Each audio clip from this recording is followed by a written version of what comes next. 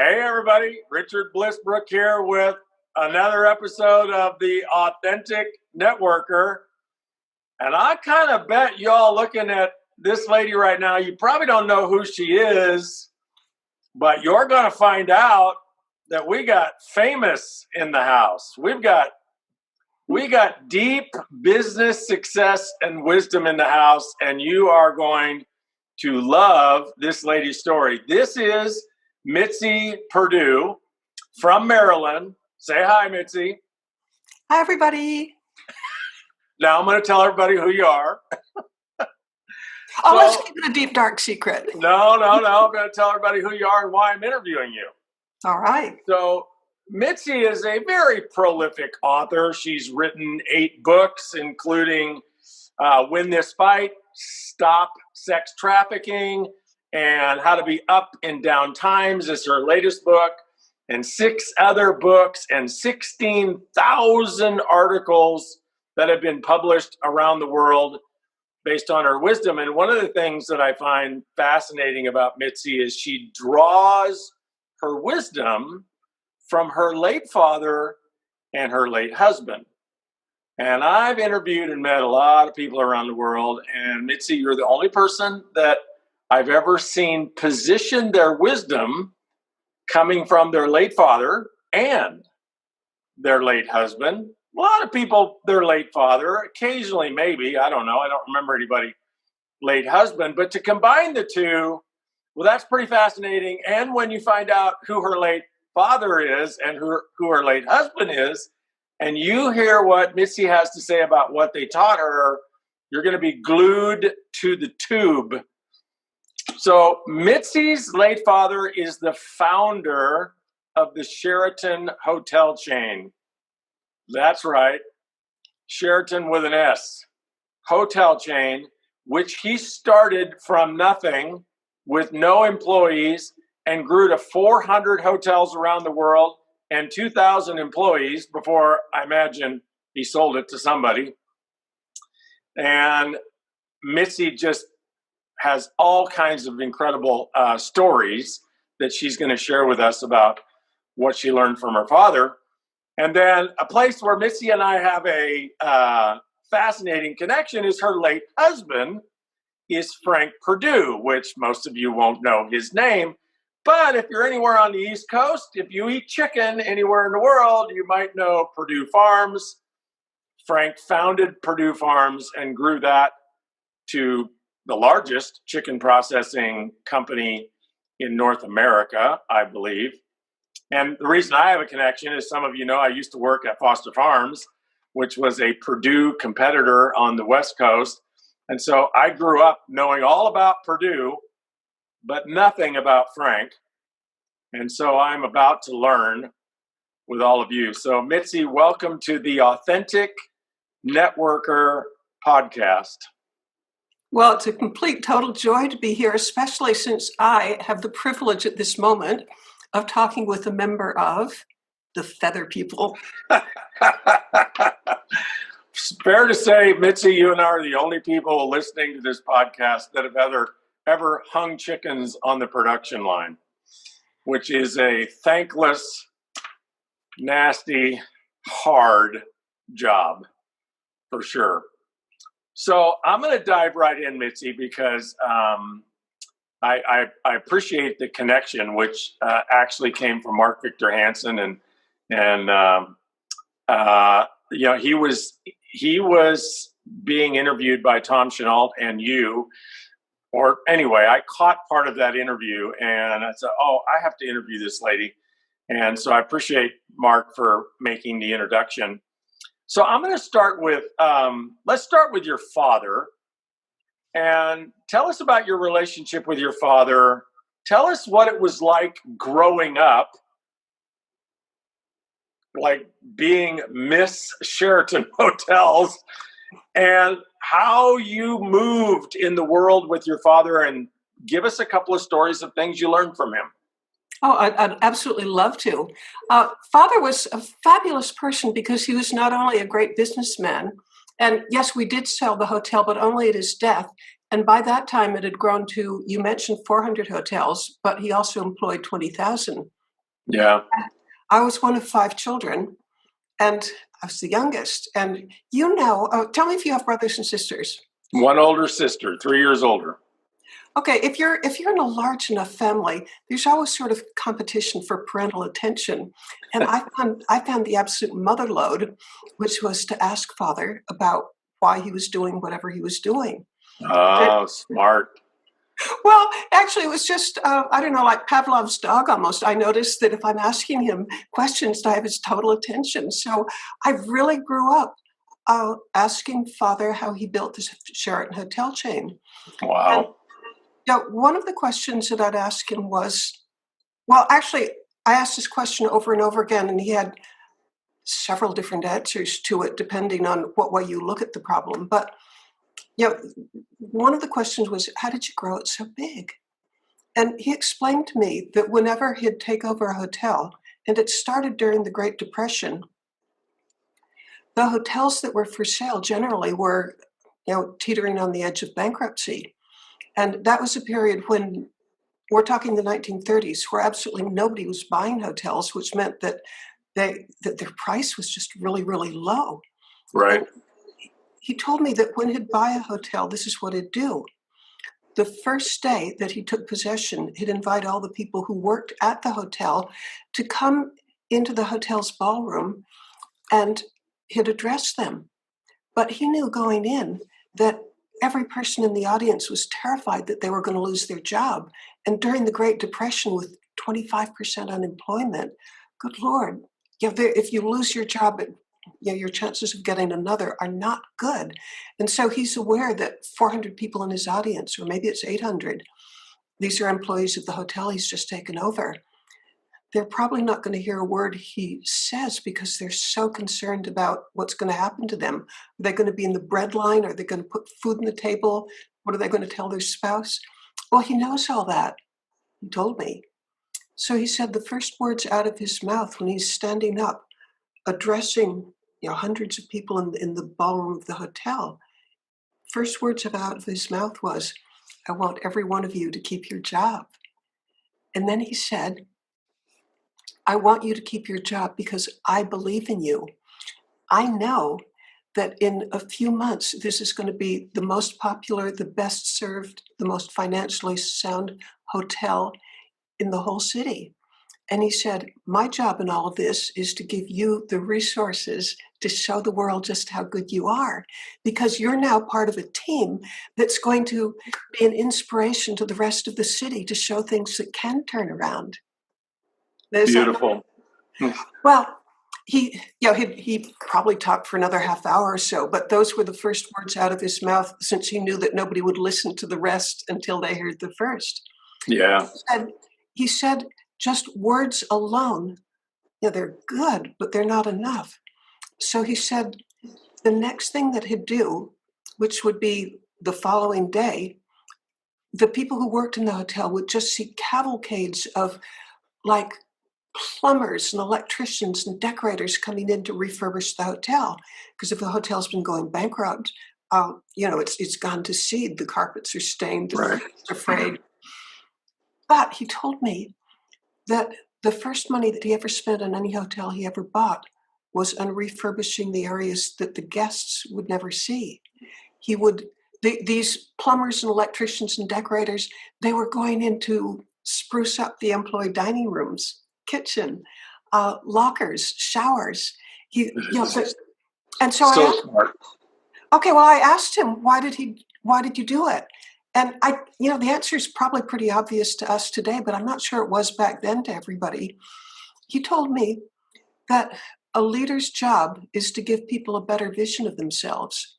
And if he shows how important the employees are to him, that's a way of giving them a better vision of themselves. Because he said his goal was for the person who's maybe making beds or waiting tables or tending bar, that they're not just waiting tables or making beds or tending bar.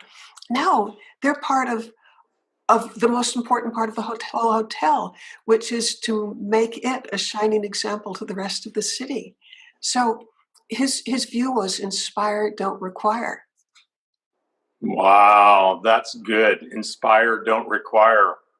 And I used to, because this was my way as a little girl of getting daddy's attention, I'd ask him more about it. And I'd say, why did you promise everybody that they could keep their job? Why not make them earn it? And he said, in his world, there were three major ways of getting people to do what you want.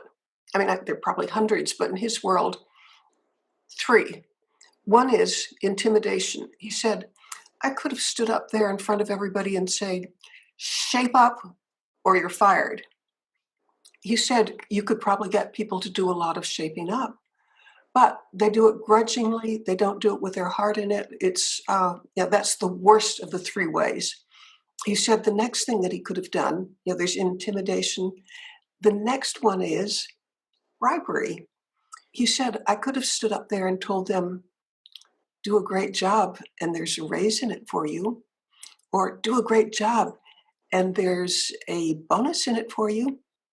But he said, although it's better than intimidation in the end, it's also kind of pretty useless because it's too transactional. People are working for the bribe or the bonus or the raise. They'll do what they have to do to get that thing.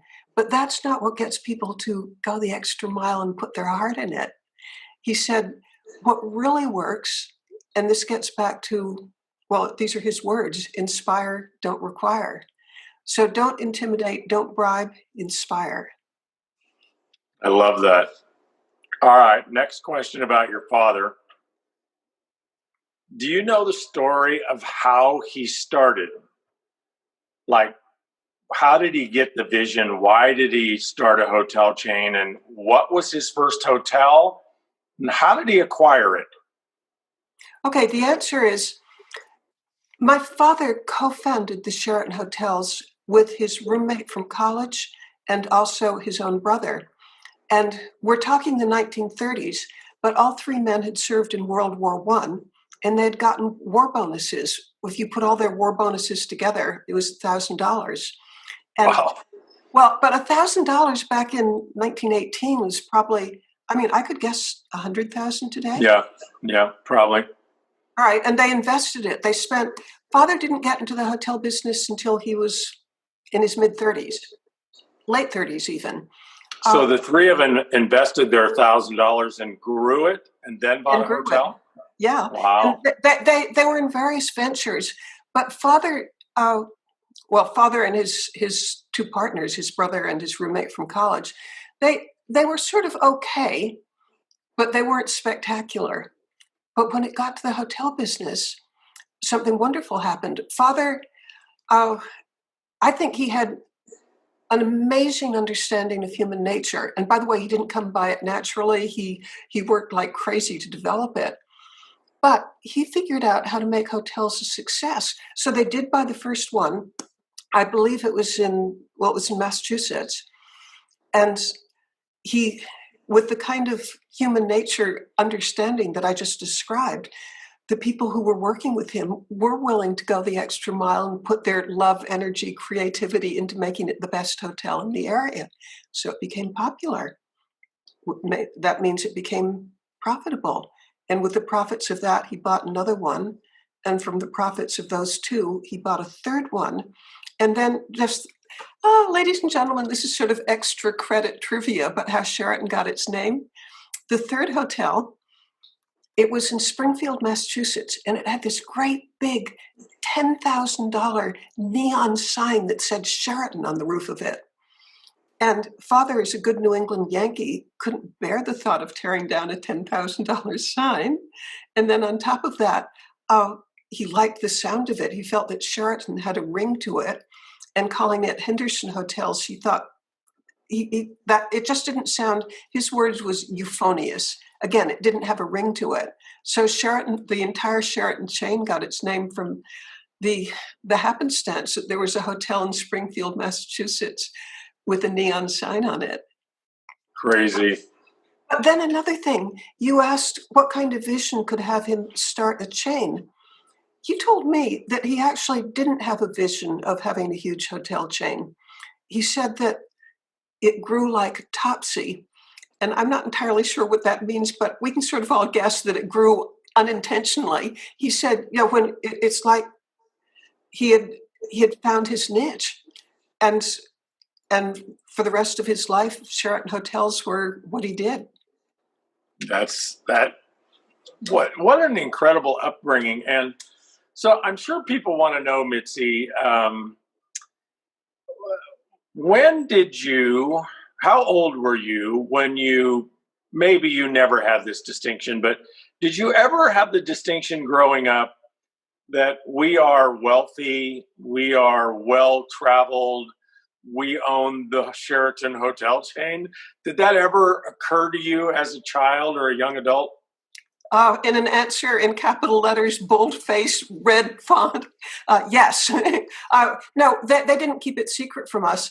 And one of the things that I do with my life is, you mentioned that I write books, and I write books on family businesses and how to keep your family business in the family, because 70% of family businesses won't make it to the next generation. And right. An issue that comes up all the time is, do we keep it secret from the kids that we're filthy rich, stinking rich? and the instinct is, no, shield them from it. I don't go along with that. I think it's best to prepare them right from the beginning, because I think you're a lot less vulnerable if you kind of know who you are and where you came from. Mm-hmm. In my case, there was no missing it, because like our summer house had a ballroom that holds 200. Where was your summer house? New Hampshire. Of course. And as Sherlock Holmes would say, that's a clue if your summer house has a ballroom. And then when we traveled, we didn't just travel. We stayed in the presidential suites. So it was not lost on me that Daddy was a great, big, huge success. But on the other hand, although they didn't shield us from the fact that he was a huge success, both parents put a huge amount of effort into having us have, I'm not going to say a normal life, but at least responsibilities. Like, for instance, if I wanted something, Father's automatic reflex answer was, earn it. And that meant chores. And I bet I've mucked out more barns than many people. Yes. We went to private schools, but we also went to public schools. Father felt that, or my parents, I should say, mother and father both felt that it was absolutely essential to have children with an exposure to more than you get exposed to in private schools. And I blessed them for that. I've sometimes felt, if you gave me a choice of a great big huge emerald or having gone to school in the public school system, I would take the experience of going to school in the public school system. And I'll give you an example of why. I love it that like one of my best friends as a kid was he was the son of a policeman, and hanging out with his family, it gave me an unending love and appreciation for law enforcement and what they go through and what it means to protect and serve. Or another friend, her father ran a dairy farm, and that gave me an unending appreciation of, it's superficial, but it's there, of agriculture. And I'd hang out with her at her dad's dairy farm and see some of the chores that she had, and it was just the coolest thing in the world. If I could wave a magic wand, I don't know if I really mean this or not. I'm speaking off the top of my head, but I'll go with it. If I could wave a magic wand and take families of wealth and have them do something that would really, really help their kids in life in the future, I'd make sure they had some exposure to public schools and meeting people from all walks of life. Yeah, I think that's brilliant. I'm curious, Mitzi, about the impact and the chain of genealogy. Is one of the things that fascinates me. What did your father's parents do, or your father's father do for a living? Okay, the family business, the Henderson Estate Company, began in 1840. And I'll spare people doing math in their heads. That's 180 years. It's still in the family. It's never not been run by a Henderson.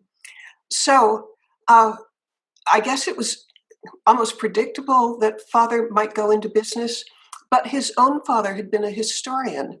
He studied European history and wrote books and taught at Harvard.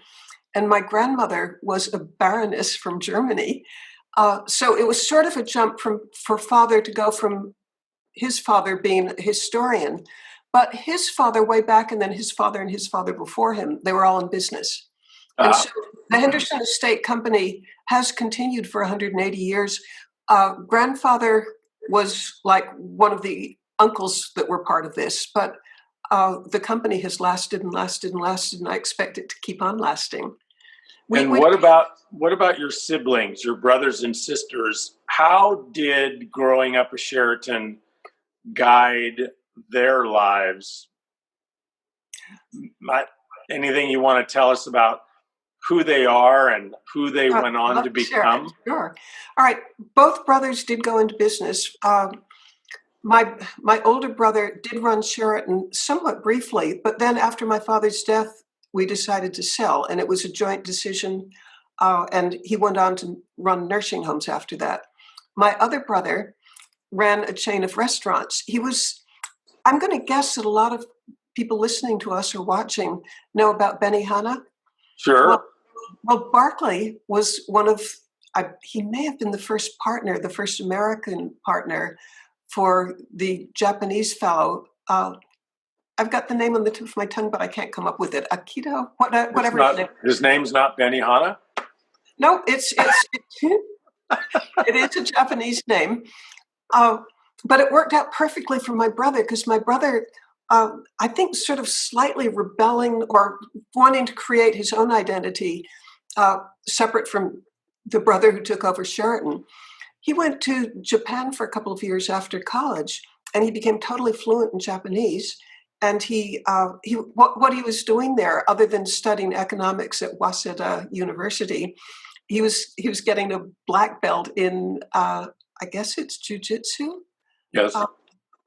And while he was there, he met my sister-in-law, Minako Uchida, and they've been married 58 years. Woohoo! Wow.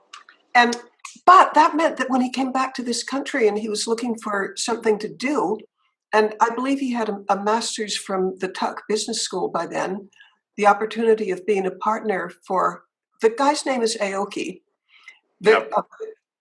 It just worked out, and he spent the rest of his life running restaurants. He also ran Wendy's. Wow. So just something I want to throw in there that I think is important for the listeners. If you have children and you want them to be successful, an edge you can give them, which your brother wisely got, was if you become fluent in Japanese or Mandarin or Spanish or Portuguese even, what an edge it gives you in your career and business to not only know the culture, but to be able to speak the language, right? But I've sometimes thought that I loved college. I mean, I had a great time, but the things that were most useful to me were languages. Yeah. Crazy. And yeah, father spoke 5 different languages, and he was very big on us learning languages. I can remember from almost being in the cradle, he used to play language records for us, with the idea that would develop our ears. And wow.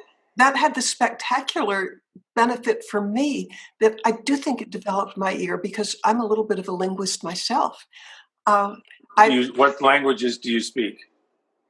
Well, French, Spanish, Russian, and I was been interviewed in Japanese in Japan. But where it really had played out to be a benefit for me was Frank Purdue, my hero, by the way. We were married for 17 years until his passing. Purdue, in a good year, might sell to 100 different countries. This is not a good year, so it's nothing like that. But Frank was a big believer in the value of FaceTime for the buyers. So supposing that you're a big buyer in Shanghai, we would make a tour where we'd go to Shanghai, Beijing, Singapore, Japan, Tokyo. Would go to these various cities in a trip, and would have several trips a year. But I would know at least a couple of months ahead of time where we were going, and I would hire students from the local university. I'll give an example for one country, but this would be what would be true for all the countries. I would find somebody who spoke not Mandarin, not Cantonese, but the dialect of Shanghai, which is Shanghainese. So I'd get the student to teach me each week, and I'd have a tape recorder. I wanted to learn 8 polite phrases each week. And by the time we went to Shanghai, I'd know 64 polite phrases. So, wow. So say we spend 3 days visiting dignitaries and visiting plants and whatever else, I'd have polite things that I could say to everybody, like, your hospitality is so wonderful, or the food is so delicious, or we've been enjoying our time here so much.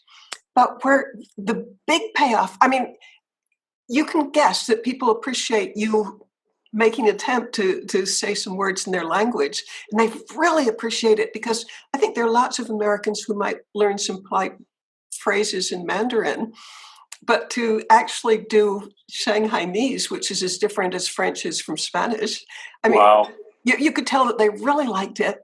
But the great big giant payoff of the whole thing was, in every trip that we made, every city that we visited, they'd all, Mr. Big, whoever the person was who invited us and who's the big buyer and who we're there to give FaceTime to, he'd always, and it was always a he in this case, he would always have a banquet for us.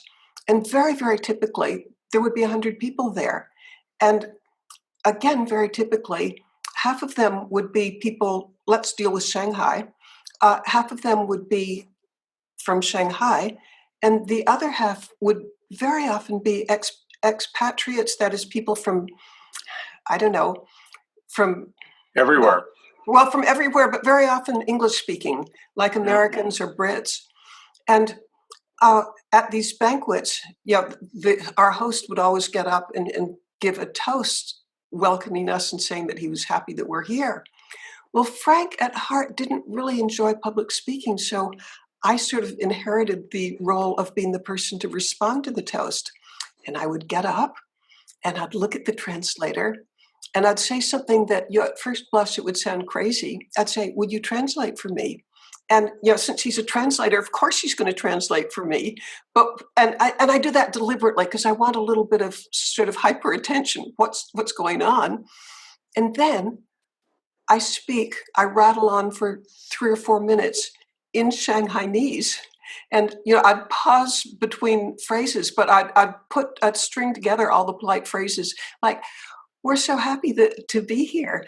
Your hospitality has been amazing. And oh, how delicious the food is. And when I put them all together, and the translator is translating what I'm saying in Shanghainese into English, which means that the English-speaking people know that I really am speaking the language. And then at the end of my toast, people would ask questions. And usually they're asking some fairly polite thing, but in Shanghainese. But at least 3/4 of the time they'd ask a question in Shanghainese, and I'd understand it, and I'd give the answer in Shanghainese, and so it looked to people as if I'd have a deep knowledge of this language.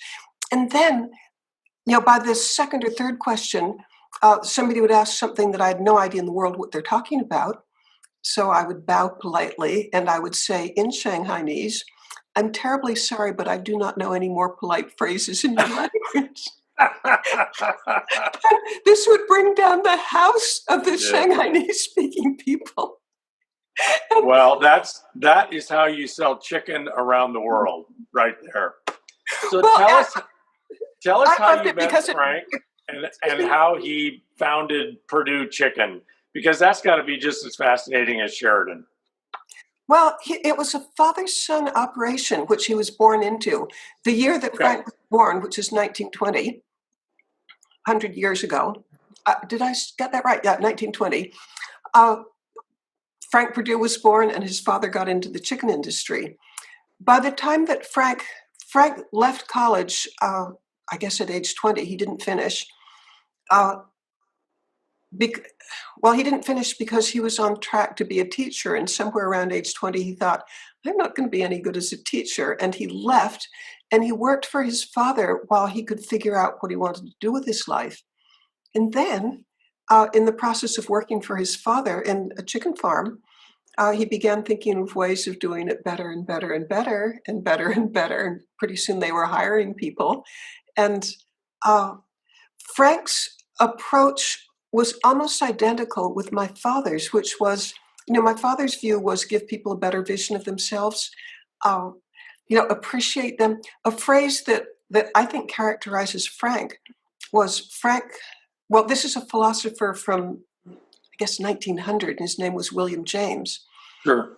William James said the deepest principle of human nature is the craving for appreciation. Mm-hmm. And Frank was awfully good at making people feel really valued.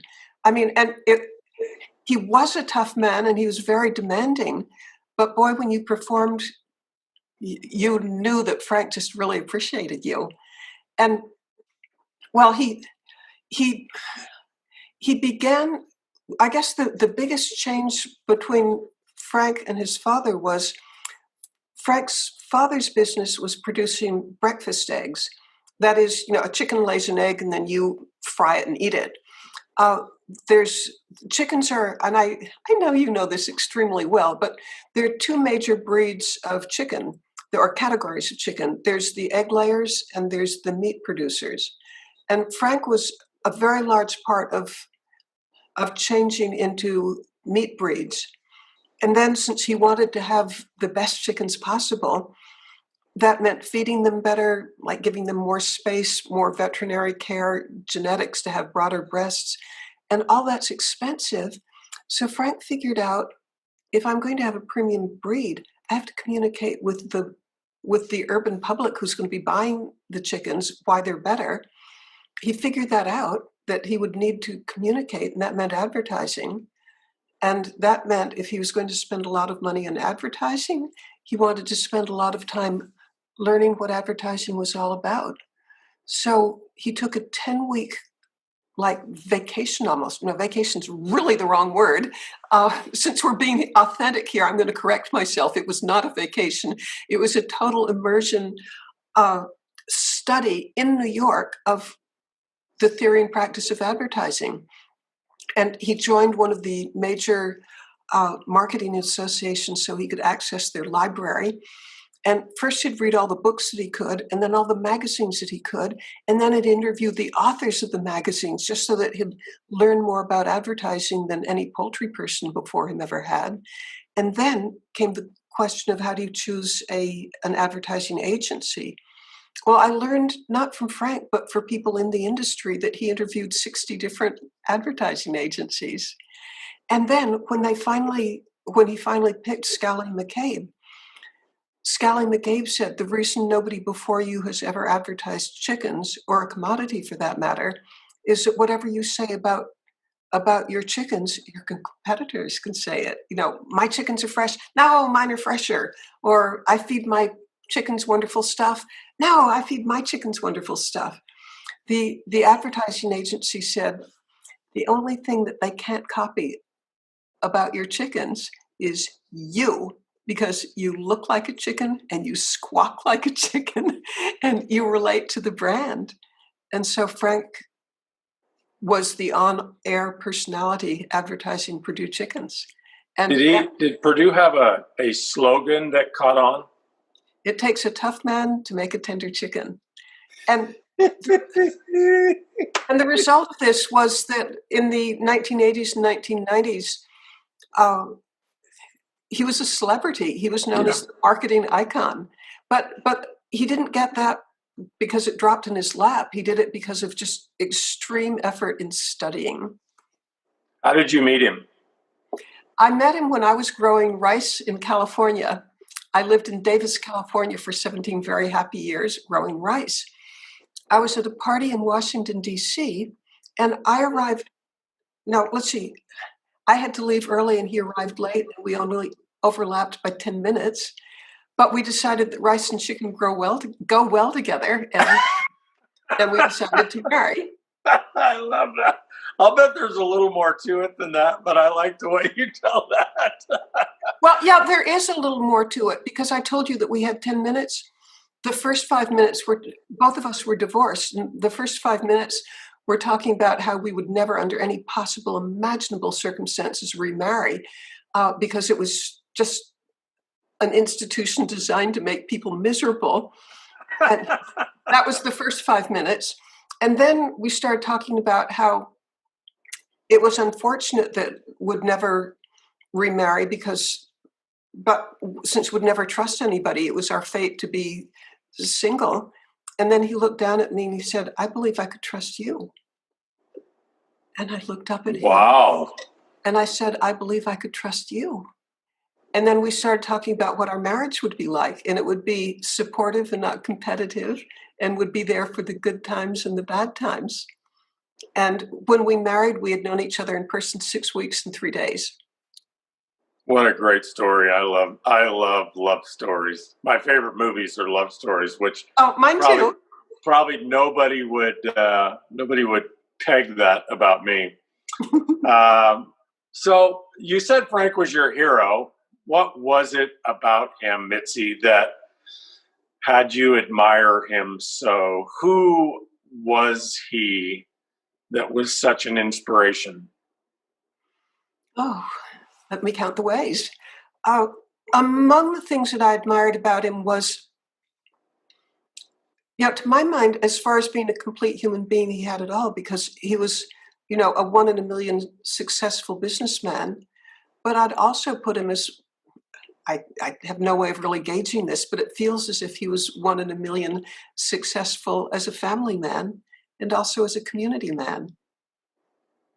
So he contributed and produced and made a difference on a spectacular scale.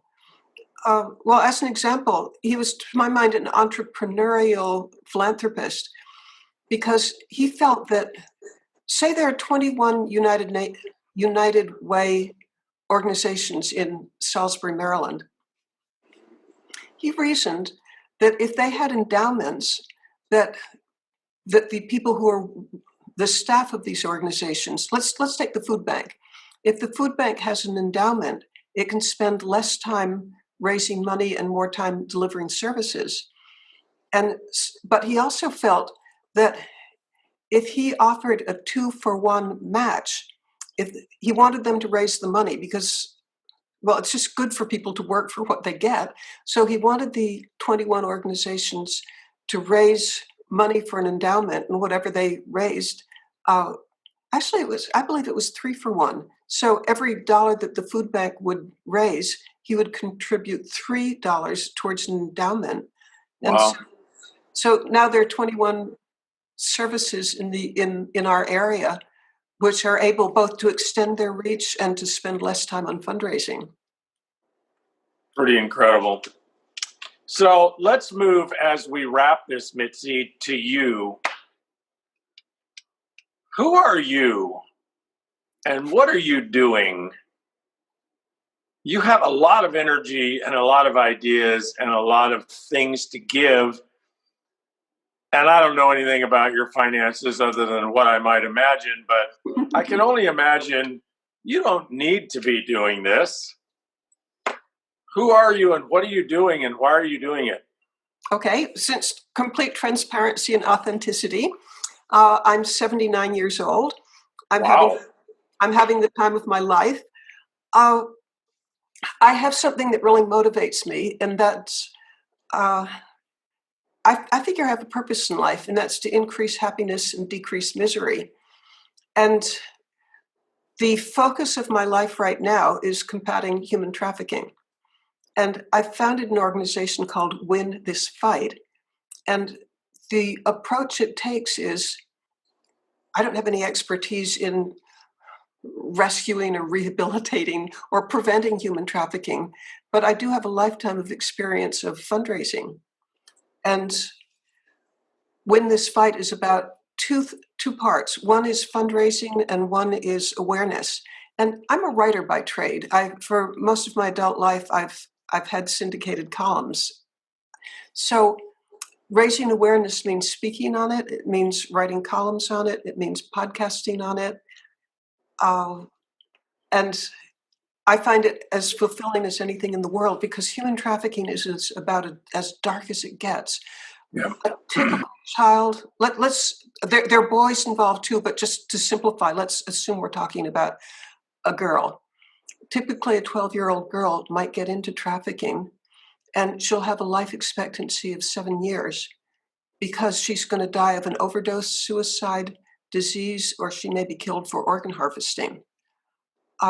She'll typically have sex 10 or 12 or 15 times a night with strangers 365 days a year.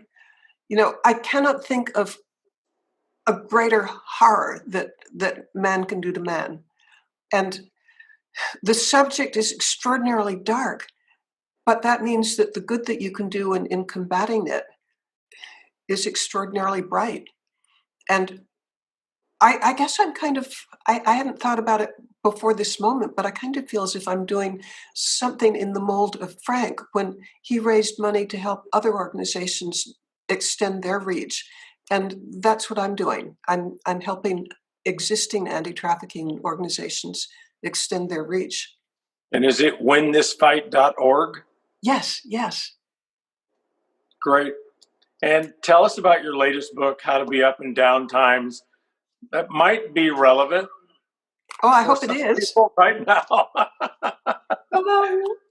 Well, I would have it, Mitzi. I ordered it, but it went to Hawaii, and I came to California, and I missed it. Well, I'll tell you about it. I wrote it along with Mark Victor Hansen and his stepson, Preston Weeks. And we wrote it, actually, it was kind of my idea, but the heavy lifting was Mark Victor Hansen.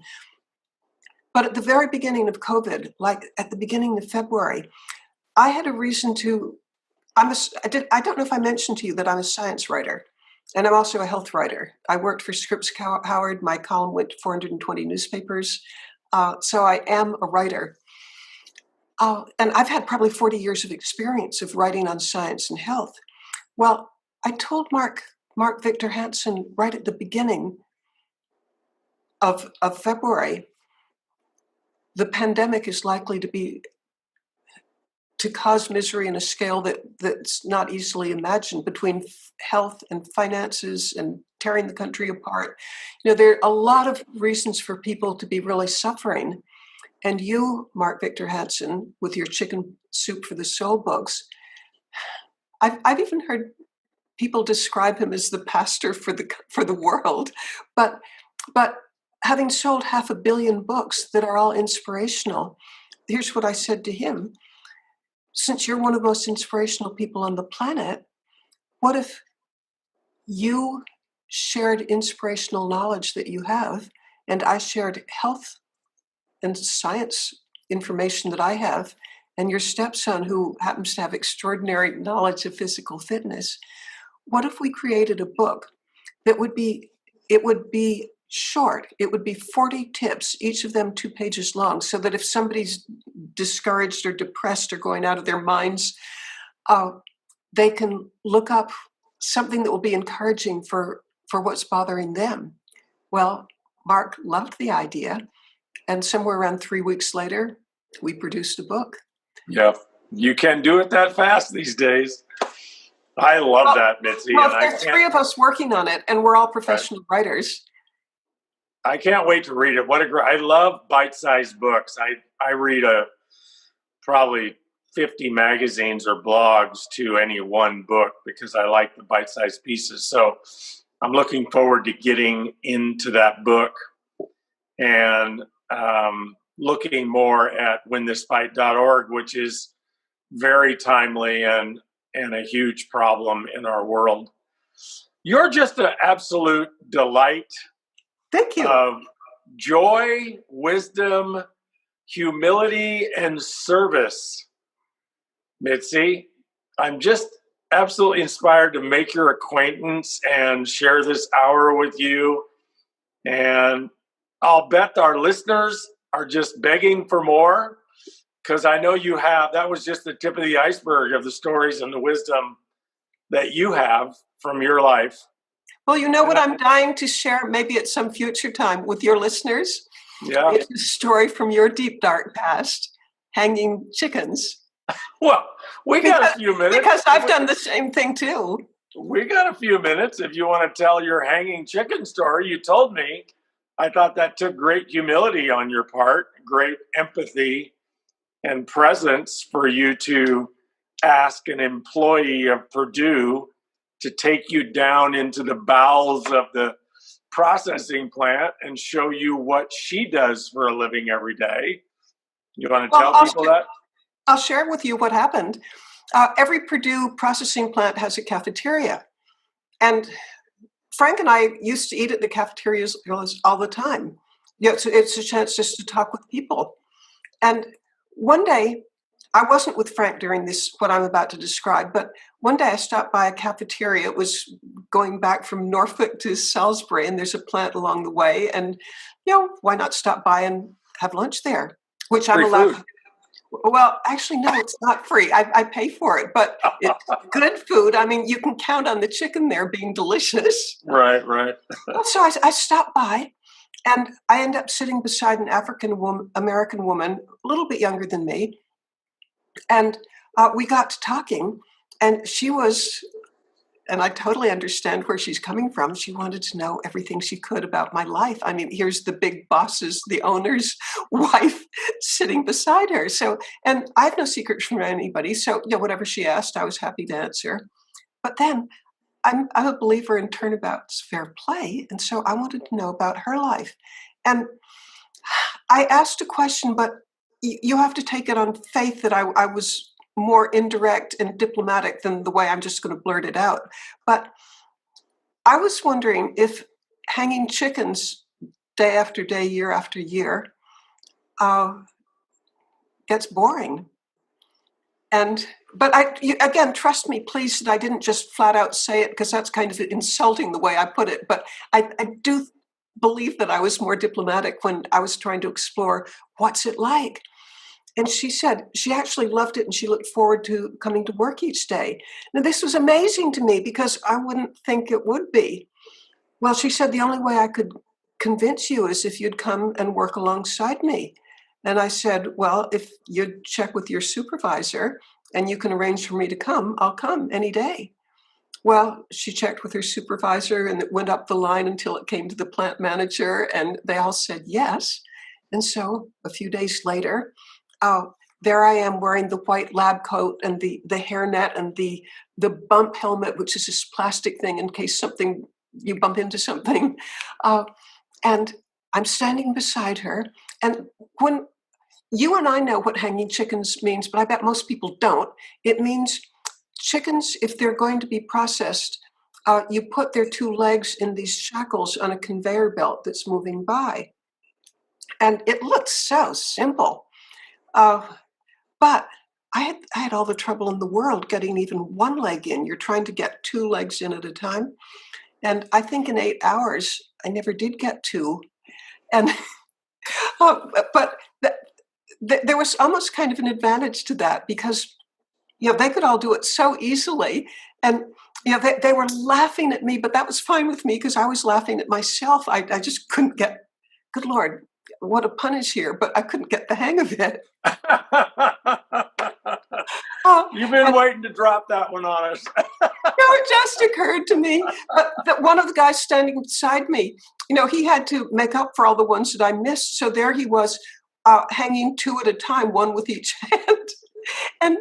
But now to the question of what was it like, aside from making 100% total grand mess of it myself. I mean, I was totally incompetent.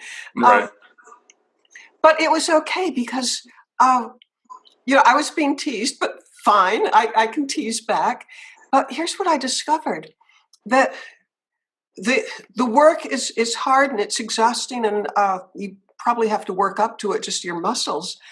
But the whole time it was talking. People were talking about whatever sitcom they'd been watching, or talking about movie stars, or about just it was like endless kind of fun talking and teasing, and I could see why she wouldn't be bored, because to hang out with people that you like. And I actually asked the head of HR, how does it happen that this group seemed to like each other so much? And she said, we put enormous amount of effort into having people work with people that they'll find congenial and enjoyable. And then from my point of view, I've been making a complete fool of myself for 8 hours, but at the end of it, I got to wear sort of my other identity, because not everybody, but hundreds of people wanted to have photographs taken with me. And so I sort of went from a complete failure to a star in the course of like a 10-minute change. But it was fun, and I loved it. And I ended up loving her and loving the people I was working with. And working is the wrong word, because I wasn't worth anything. Right. Well, it's interesting that you choose that language, Mitzi, because I have told people for 44 years that had it not been for a policy that Foster Farms instituted in 1977, I believe I would have recently retired from Foster Farms, because I loved it. I loved the people. I loved the work. And part of it was because I didn't know anything else, right? I hadn't been around the world. I didn't have any other real opportunities. So you either fall in love with what you're doing, or you're miserable the rest of your life. And I'll never forget my first day hanging chickens. What's it like? You're digging those frozen birds out of the ice. And I don't know about Purdue, but Foster Farms lines went at 38 BPM, birds per minute. Yep. And you don't slow the line down, right? The line's going. You're either keeping up or you're not. And if you're not keeping up, you're slowing somebody ahead ahead of you down, because they have to make up for what you missed. Totally. Or it's just, you create a big mess. And so I remember the first week, 2 weeks, 3 weeks, it was just horrible. In the morning when I'd get up, I'd have to pry my fingers open. Oh. They were so swollen, and I think I still have arthritis in my fingers from that. But true to form in anything else we do in life, language, business, sales, music, I suppose, within 3 months, Mitzi, there were 2 of us hanging out of one tank. One of us could go take a smoke break, and the other one not only could hang two chickens at a time, grab them and hang them, but we could grab chickens, step back, flip the chicken into the shackle. No way! No way! Back flips, forward flips. Yeah. Straight shots, just fire them into the shackle. I love it. That's how good you can get if you do something 38 times a minute for 450 minutes a day. Well, the chicken industry lost a superstar. They did. And they've never been the same. And one of these days, I'm going to have this conversation with Norma Foster, who I live in a Four Seasons resort on the island of Lanai, and she lives in the Four Seasons resort on the Big Island. And I went to the concierge a couple of years ago, signed one of my books to her, which my book talks about my career at Foster Farms and why I left and what I've done since. And I had the concierge deliver it to her along with some flowers. Oh. And I've been hopeful to hear from her, but I haven't. But I'll make another run at it, because I'd love to have this conversation with Norma Foster, whose husband, Paul, founded, or maybe his father did, but he ran Foster Farms when I lived there. So it's such a great pleasure, Mitzi, to have this conversation with a former person of the feather, and to enjoy your wisdom and your stories. You have lived a blessed life. I know. And you have given back in great proportion based on your empathy and your gratitude and your grace. You're just a huge contribution. And I encourage all of you out there listening, go back and listen to this again. Listen for the lessons that you can apply to your life and your business. Follow Mitzi, get her books, throw some money at her causes because they're worthy for sure. Thank you so much, Mitzi, for joining us on the Authentic Networker podcast. I look forward to meeting you in person. Oh, I look forward to it so much, and it's been a total privilege. Thank you so much. Thanks, Mitzi. Thank all of you for joining us for the Authentic Networker.